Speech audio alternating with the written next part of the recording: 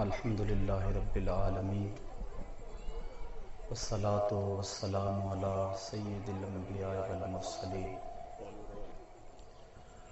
قال اللہ تعالی وتبارک فی القرآن المجید والفرقان الحمید بسم اللہ الرحمن الرحیم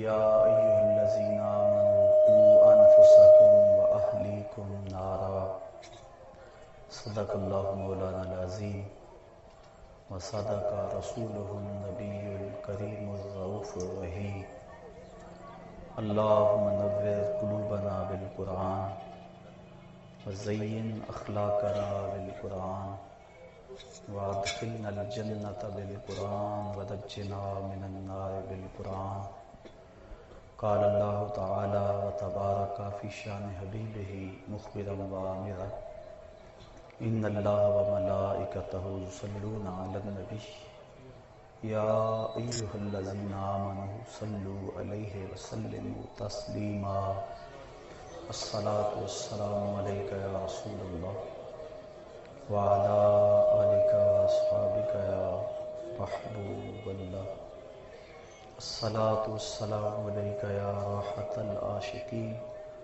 وعلى آلك واصحابك یا محبوب رب العالمین ز مہجوری برآمد جان عالم تراہم یا نبی اللہ تراہم نہ آخر رحمت للعالمین ز محرومہ چرا فارغ نشینی بروں آور سرز برد یمانی کہ روئے تست صبح زندگانی عدیم طائف نعلین پاکن شراک از رشتہ جہاں ماکن چے باشد گر کنی سوئم نگاہے ہمیشہ گر نہ باشد گاہے گاہے نگاہے یا رسول اللہ نگاہے صد ہزاراں جبریل اندر بشر پہر حق سوئے غریب یک نظر یا رسول اللہ انظر حالنا یا حبیب اللہ اسمع قالنا اننی فی بحر غم مغرق خذ یدی ساحل لنا اشکالنا یا صاحب الجمال و یا سید البشر من وجهک المنیر لقد نور القمر لا يمكن الثناء كما كان حقه بعد از خدا بزرگ توئی قصہ مختصر تمام حمد و ثنا تعریف و توصیف اللہ جل مجدہ الکریم کی ذات بابرکات کے لیے جو خالق کائنات بھی ہے اور مالک شش جہات بھی۔ اللہ جل وعلا کی حمد و ثنا کے بعد حضور نبی اکرم شفیع امم رسول محتشم نبی مکرم اللہ کے پیارے امت کے سہارے رب کے محبوب دانائے غیوب مالک رقاب امم فخر عرب و عجم والی کون و مکان سیاہ لا مکان سید انس و جان سرور لالا رخاں نیر تاباں سر نشین مہوشاں ماہ خوباں شہنشاہ حسینہ تتمہ دوراں سر خیل زہرہ جمالہ جلوہ صبح ازل نور ذات لم یزل باعث تکوین عالم فخر آدم و بنی عالم نیر بطحا رازدار ما اوہا شاہد ما تغا صاحب علم نشرہ معصوم آمنہ احمد مجتبیٰ حضرت محمد مصطفیٰ صلی اللہ علیہ وسلم کے حضور ناز میں اپنی عقیدتوں ارادتوں اور محبتوں کا خراج پیش کرنے کے بعد واجب الاحترام ذوی الاحتشام معزز محترم خواتین و حضرات السلام علیکم ورحمۃ اللہ وبرکاتہ۔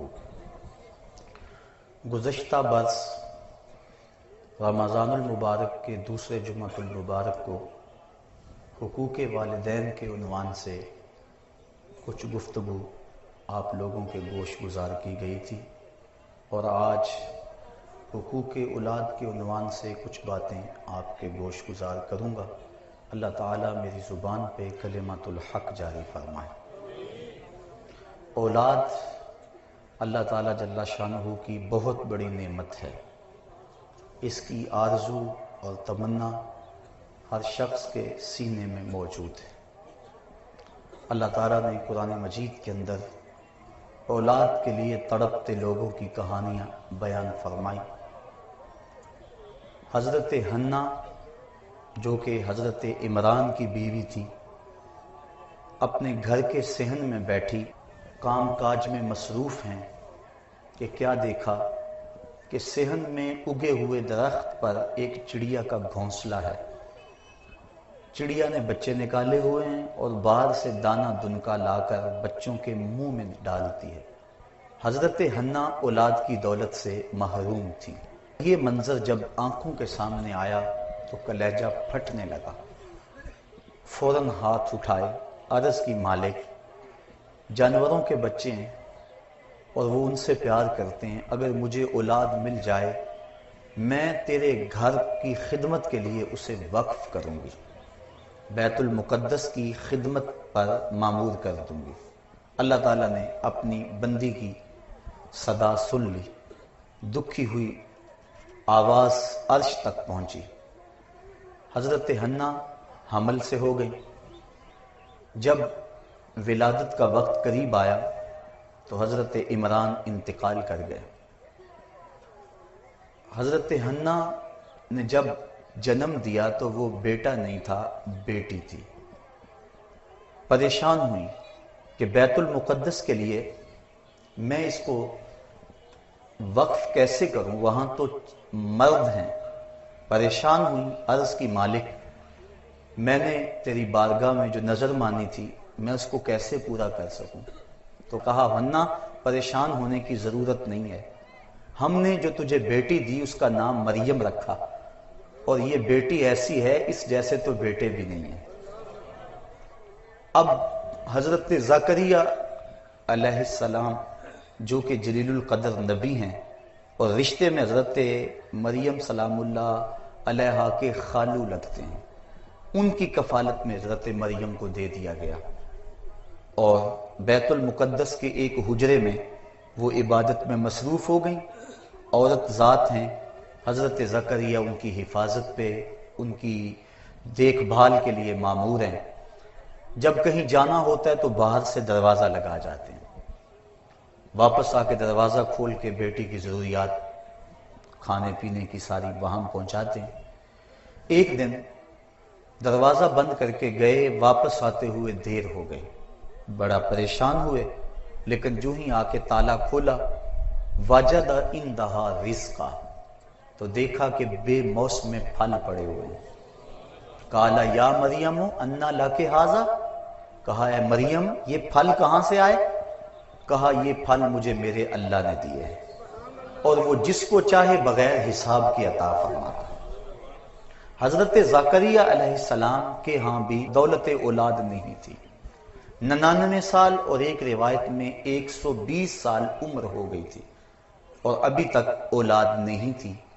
عمر ایسی تھی کہ اب امید بھی نہیں رہی تھی، لیکن جب حجرہ مریم میں بے موسم پھل دیکھے تو فوراً ہاتھ اٹھا لیے۔ ہنالک دعا زکریا، وہیں ہاتھ اٹھائے اور عرض کی رب حب لی من لدنک ذریۃ طیبہ، اے اللہ جب تو مریم کو بے موسم پھل دے سکتا ہے، میری عمر کے شجر پہ اولاد کے آنے کا موسم بیت چکا ہے، لیکن اپنی بندی کو بے موسم پھل دینے والے اللہ مجھے بھی اولاد عطا کر دے، ذریت طیبہ عطا کر دے۔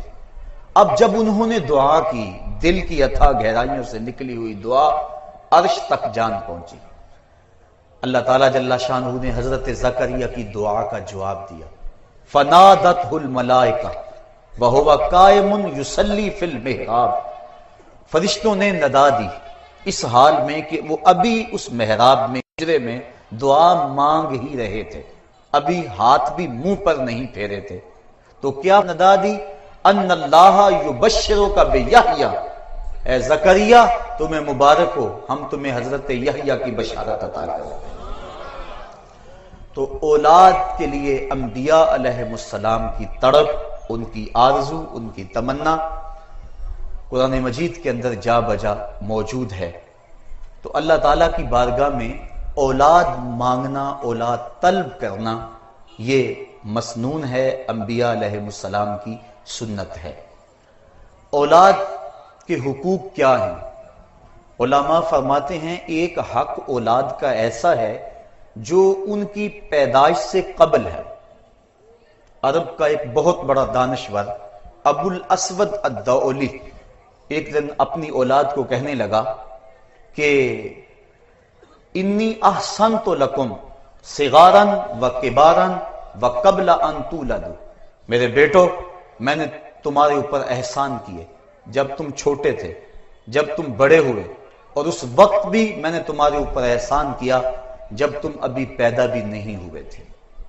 ابو الاسود الدؤلی کو اس کے بیٹے کہنے لگے جب ہم پیدا ہی نہیں ہوئے تھے تو اس وقت آپ نے ہمارے اوپر کیا احسان کیا؟ تو اس نے کہا میں تمہارے لیے ایسی ماؤں کا انتخاب کیا جن ماؤں کی وجہ سے تمہیں گالی نہیں دی جاتی۔ میں ایک شاعر تھا اور شاعر کی طبیعت میں حسن کی طرف رجحان اور میلان ہوتا ہے۔ میں چاہتا تھا کہ مجھے خوبصورت عورت ملے، لیکن میں نے جب بیوی کی تلاش کی تو ایک خوبصورت عورت کے حوالے سے میں نے تلاش جاری نہیں کی، بلکہ میں نے سوچا میں اپنے لیے ایسی بیوی تلاش کروں جو کل میرے بچوں کی اچھی ماں ثابت ہو سکے۔ تو میں نے یہ وہ احسان ہے جو تمہارے اوپر تمہارے پیدا ہونے سے قبل کیا ہے، اور میں نے عراق کی بہترین عورتوں سے نکاح کیا تاکہ تمہارے لیے وہ بہترین مائیں ثابت ہوں۔ تو اولاد کے حصول سے قبل ان کے لیے اچھی ماں کا انتخاب کرنا یہ اولاد کا پہلا حق ہے۔ آقا کریم علیہ السلام نے ارشاد فرمایا گندگی کے ڈھیر کے اوپر اگے ہوئے سبزے سے بچو۔ صحابہ نے عرض کی حضور گندگی کے ڈھیر کے اوپر اگا ہوا سبزہ کیا ہے؟ آپ نے فرمایا المرأۃ الحسناء فی منبت السوء، وہ ایسی عورت ہے کہ جو برے گھر میں ہے لیکن حسن و جمال میں بہت آگے ہے، اور تم اس کے حسن و جمال کی وجہ سے اس کو اختیار کر لو، لیکن اس کا نسب اور حسب ٹھیک نہ ہو، کل تمہاری اولاد اس کی تربیت کی گود میں آنی ہے تو وہ تمہاری اولاد کی اچھی تربیت نہیں کر سکے گی۔ لہٰذا تم گندگی کے اوپر اگنے والے پودوں سے، اگنے والے سبزے سے اجتناب اور پرہیز کرو۔ تو اپنی اولاد کے لیے ان کی پیدائش سے قبل اچھی ماں کا انتخاب کرنا یہ مستحب ہے۔ آپ نے علماء کی زبان سے کئی مرتبہ یہ واقعہ سنا ہوگا کہ حضرت عمر فاروق گشت کرتے رہتے، لوگوں کے حالات معلوم کرتے رہتے۔ ایک دن ایک عورت اپنے بیٹی کو کہہ رہی تھی کہ بیٹی دودھ میں پانی ملا لو، تو بیٹی نے کہا امیر المومنین کا حکم ہے کہ دودھ میں پانی شامل نہیں کرنا۔ کہا امیر المومنین کب دیکھ رہے ہیں؟ کہا امیر المومنین تو نہیں دیکھ رہے، رب العالمین تو دیکھ رہا ہے۔ تو اس بیٹی کی یہ ادا حضرت عمر فاروق رضی اللہ تعالیٰ عنہ کو پسند آئی، اور اس بیٹی کو پیغام نکاح بھیجا اپنے بیٹے حضرت عاصم رضی اللہ تعالیٰ عنہ کے لیے۔ پھر اس خاتون کی شادی حضرت عاصم بن حضرت عمر فاروق رضی اللہ تعالیٰ عنہ سے ہوئی، اور اس سے اللہ نے ان کو ایک بیٹی عطا فرمائی، اور اس بیٹی سے ایک بیٹا ہوا جس کو دنیا حضرت عمر بن عبد العزیز کے نام سے یاد کرتی ہے۔ تو اچھی ماؤں کی گود میں اچھے بچے پلتے ہیں، اس لیے والدین کے جو فرائض ہیں ان میں سے پہلا فرض اور اولاد کے حقوق میں سے پہلا حق یہ ہے کہ اپنی اولاد کے لیے اچھی ماؤں کا انتخاب کیا جائے۔ آقا کریم نے فرمایا کہ عورت سے نکاح 4 وجہوں سے کیا جاتا ہے، اس کے حسن کی وجہ سے، اس کے مال کی وجہ سے، اس کے حسب النسب کی وجہ سے، اور اس کے دین کی وجہ سے۔ فرمایا تم عورتوں کے ساتھ نکاح ان کے دین کی وجہ سے کرو۔ اگر مائیں دیندار ہوں گی تو کل بچے بھی دیندار ہوں گے، اور اگر مائیں دین بیزار ہوئیں تو بچے دین سے کوسوں دور ہوں گے۔ اس لیے اپنی اولاد کا پہلا حق یہ ادا کرو کہ ان کے لیے اچھی ماؤں کا انتخاب کرو۔ جب اللہ اولاد کی دولت سے مالا مال کرتے ہیں، بیٹا ہو یا بیٹی ہو، دونوں اللہ کی نعمتیں ہیں۔ بیٹا بھی رحمت اور بیٹی بھی نعمت خداوندی، کسی پر منہ نہیں بسورنا چاہیے۔ اور جاہلیت کے زمانے میں بیٹی کو زندہ درگور کر دیا جاتا، اور بیٹی کے پیدا ہونے پہ سوگ منایا جاتا اور اس کو زندہ قبر میں گاڑ دیا جاتا، آج بھی ہمارے معاشرے کے اندر یہ قتل عام دوبارہ شروع ہو گیا ہے کہ الٹرا ساؤنڈ کے ذریعے معلوم کر کے اگر بیٹی ہو تو اس کو ضائع کروا دیا جاتا ہے۔ تو یہ بھی قتل ہے بیٹیوں کا زمانہ جاہلیت کی طرح۔ بیٹی ہو یا بیٹا ہو، دونوں اللہ تعالیٰ کی رحمتیں ہیں اور دونوں پر اظہار مسرت کرنا چاہیے، مبارکباد تہنیت کا پیغام دینا چاہیے اور خوشی کا اظہار کرنا چاہیے۔ اور جب بیٹا یا بیٹی پیدا ہوں تو سب سے پہلا حق یہ ہے کہ ان کے کان کے اندر اذان کہی جائے، دائیں کان میں اذان کہنا اور بائیں میں اقامت کہنا، نماز والی اذان اور اقامت کہنا یہ مسنون ہے، اس طرح سے کہ اذان دینے والا باوضو ہو اور اس کا رخ قبلے کی طرف ہو، اور بچے کا دایاں کان پہلے سامنے کیا جائے، پھر اس کے بعد بایاں کان سامنے کیا جائے اور اس کے اندر اذان پڑھی جائے، تاکہ بچے کے کانوں میں سب سے پہلی آواز اگر پہنچے تو وہ اللہ اکبر کی آواز ہو۔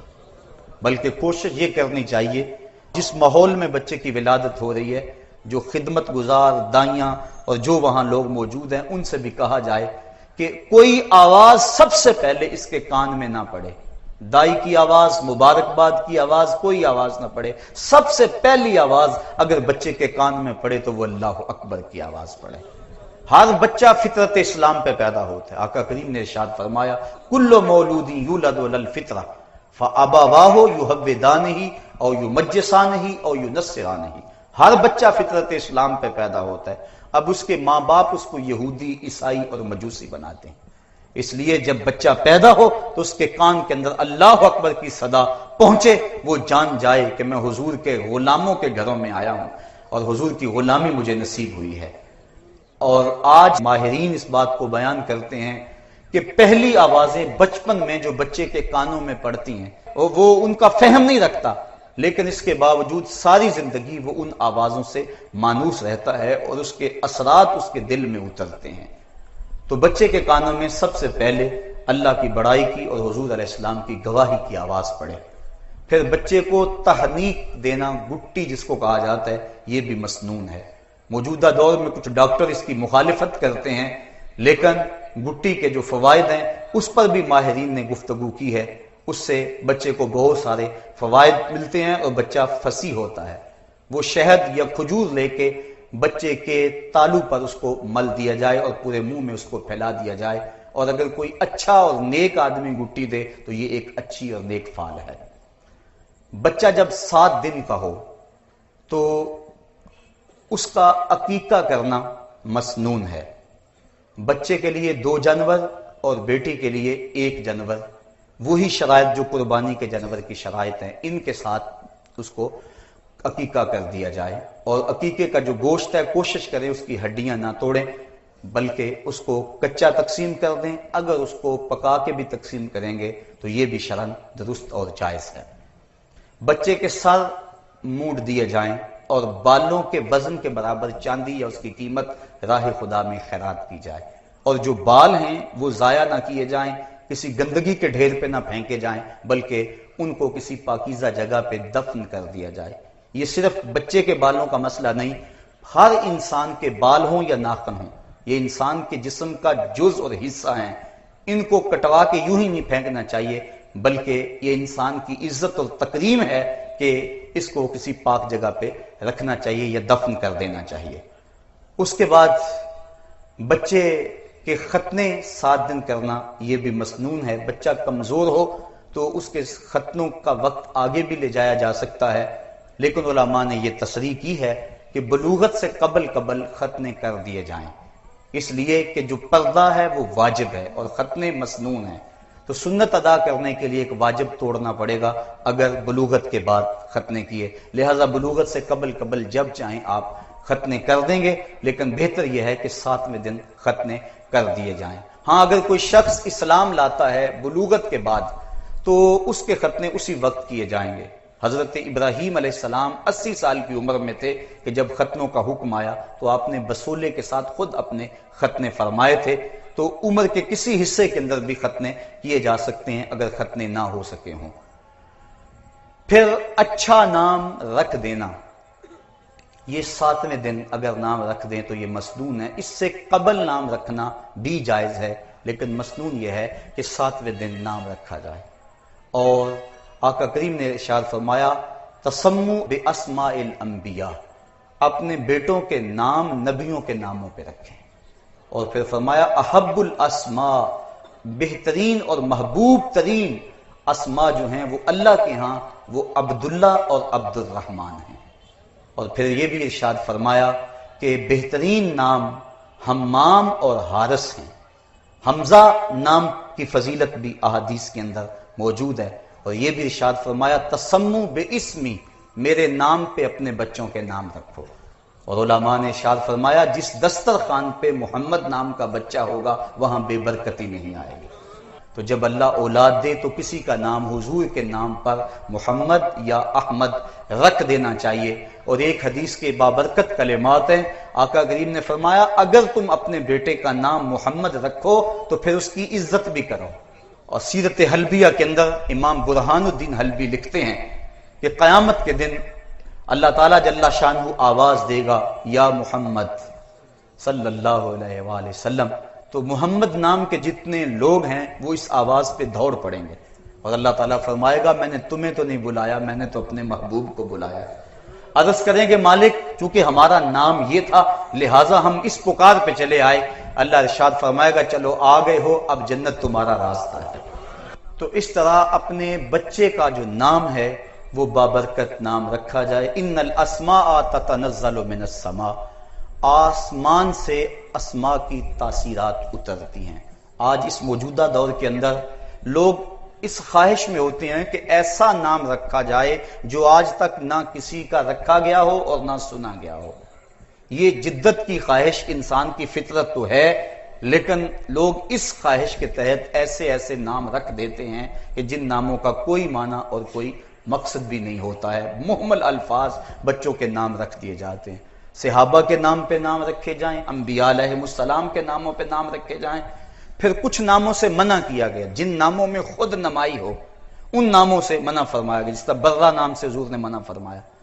इसी तरह जो दुश्मनाने खुदा और रसूल के नाम है उन नामों से मना फरमाया गया, वो नाम न रखे जाएं। हमारे मुआशरे के अंदर कैसर और परवेज ये दो नाम रखे जाते हैं, हालांकि ये वो बदबख्त हैं, इनमें से परवेज ने मेरे आका का खत फाड़ा था, इसलिए ऐसे अगर नाम किसी के हैं तो उनको फौरी ये नाम बदल देने चाहिए और अल्लाह और उसके रसूल की नाराजगी मूल नहीं लेनी चाहिए।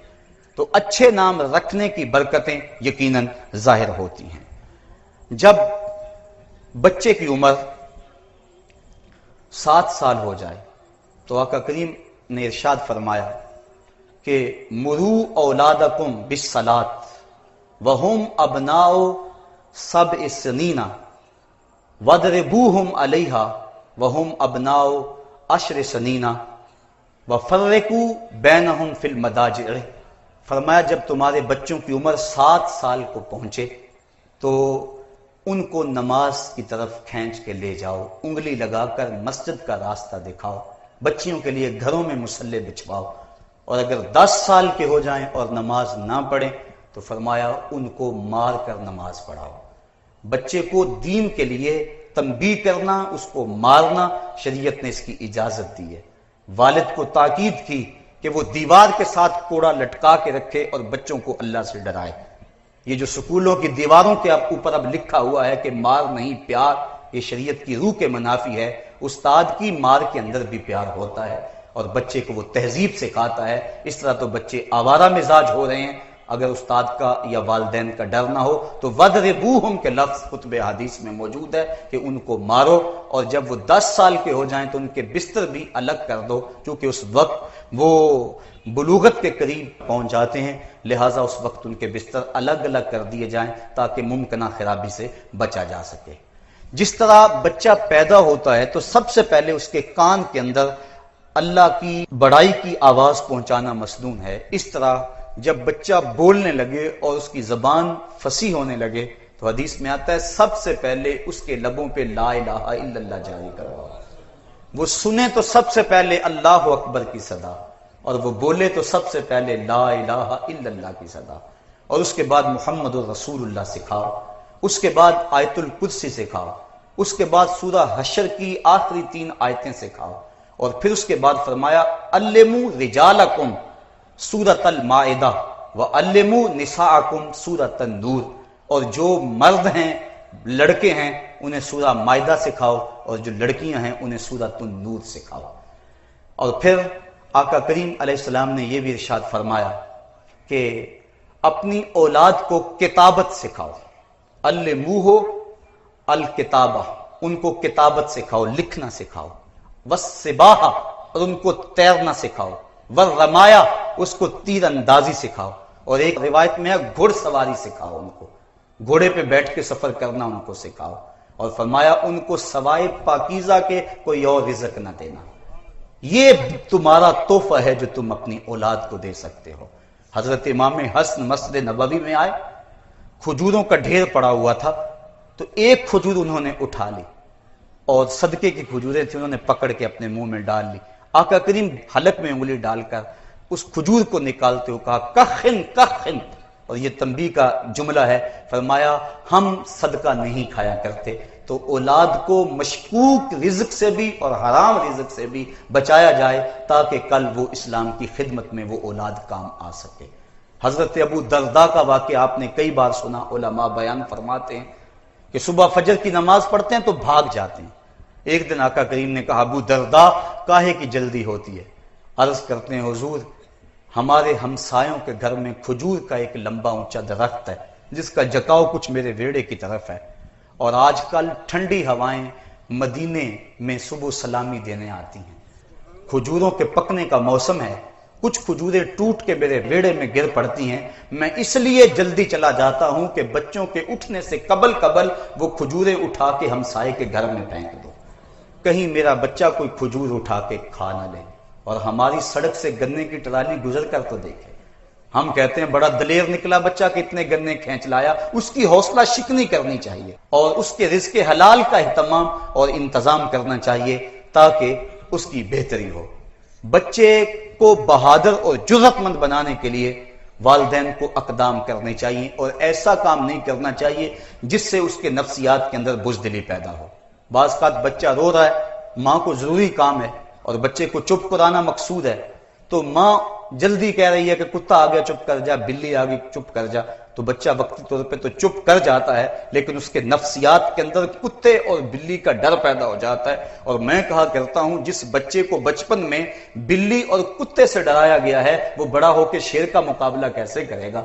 اپنے بچوں کو کتوں اور بلیوں سے نہ ڈراؤ، انہوں نے بڑے ہو کے محمد عربی کے شیر بننا ہے۔ اگر تم نے اپنے بچوں کو اس طرح تربیت کی تو ان کے نفسیات کمزور ہو جائیں گے۔ اس طرح بچوں کے لباس کا خاص خیال رکھے۔ ہر ماں کی خواہش ہے کہ میرا بچہ بڑا خوبصورت نظر آئے، لیکن کیا ہم غیر شرعی لباس پہنا کر ہی اس کو خوبصورتی میں دیکھ سکتے ہیں، یا کہ شرعی لباس کا اہتمام کر کے خوبصورتی میں سے دیکھ سکتے ہیں؟ چھوٹے بچوں کو چاندی کے کنگن اور سونے کی انگوٹھیاں وغیرہ پہنانا درست نہیں ہے۔ تحفے کے طور پہ اگر لوگ دیں تو ان کو رکھ لیں، سنبھال لیں، کسی اور مصرف میں لے آئیں، اور بچوں کو چونکہ منع کیا گیا ہے سونا چاندی پہنانا، بچیوں کو پہنائیں اور بچوں کو پہنانے سے گریز کریں، اور ان کا لباس جو ہے اس کے اوپر مختلف جو ہیں وہ تصویریں چھپی ہوئی ہوتی ہیں، جبکہ حدیث میں آتا ہے جس گھر میں جنبی کتا یا تصویر ہو اس گھر میں رحمت کا فرشتہ نہیں آتا۔ اس لیے اس بچے سے رحمت کا فرشتہ دور ہو جائے گا۔ اس کو سادہ لباس پہنائیں، وہ لباس پہنائیں جو اللہ اور اس کے رسول کو پسند ہے، جو پردہ بھی اور زینت بھی ہو اور جس سے حسن بھی جھلکتا ہو، اور ظاہر ہے کہ حضور کے طریقے سے بڑھ کر اور حسن کہاں ہو سکتا ہے۔ اللہ اکبر۔ اپنی اولاد کو دین سکھائیں۔ آقا کریم علیہ السلام نے ارشاد فرمایا ادبوا اولادکم ثلاث خصال، اپنی اولاد کو 3 چیزیں سکھاؤ۔ کون کون سی؟ حب نبیکم، ایک اپنے نبی کا پیار سکھاؤ، یہ وہ تحفہ ہے جو تم اپنی اولاد کو دے سکتے ہو۔ اب اپنی اولاد کے سینے میں حضور کا پیار کیسے ڈالو گے؟ اپنے گھروں میں حضور کے ذکر کی مجلسیں منعقد کرو، محافل میلاد کا انعقاد کرو، کھانا کھانے بیٹھو، کم از کم پیر کے دن کھانا کھانے سے قبل درود کی مجلس سجا لو اور آقا کریم پر درود پڑھو، اور اس کے بعد کھانا کھلاؤ۔ بچوں کے دل میں صاحب درود سے پیار پیدا ہو جائے گا۔ تو یہ والدین کی کوشش اور ذمہ داری ہے کہ وہ اپنے اولاد کے دل میں حضور کا پیار بٹھائے. وحب اہل بیت ہی، اور حضور علیہ الصلوۃ والسلام کے اہل بیت کا پیار بچوں کے سینے میں ڈالا جائے، یہ سکھایا جائے. اولاد کا حق ہے والدین کے ذمے. تو وہ کس طرح ہوگا کہ اہل بیت رسول کے مناقب بیان کیے جائیں، ان کے فضائل بیان کیے جائیں. کتب صحاح میں اور جتنی بھی احادیث کی کتب موجود ہیں ان میں جہاں باقی چیزیں، مسائل، شریعت کے معاملات، حلال و حرام بیان کیے گئے ہیں، وہاں اہل بیت، صحابہ رضوان اللہ علیہم اجمعین اور اچھے لوگوں کے فضائل، انبیاء کے فضائل بیان کیے گئے ہیں. اور کسی چیز کا تذکرہ محبت سے ہو تو بندے کا اس کی سمت میلان ہو جاتا ہے. تیسرا حق